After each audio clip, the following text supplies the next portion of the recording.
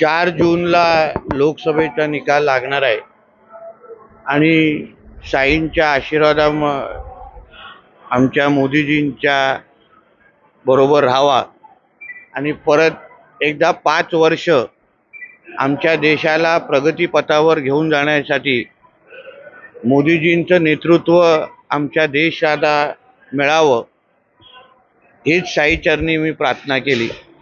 आमचा देश हा हिंदू राष्ट्राच्या दिशेने अजून भक्कम होण्याच्या दृष्टिकोनातून मोदीजींचंच नेतृत्व आमच्या देशाला मिळावं हे साईचरणी मी प्रार्थना केलेली आहे।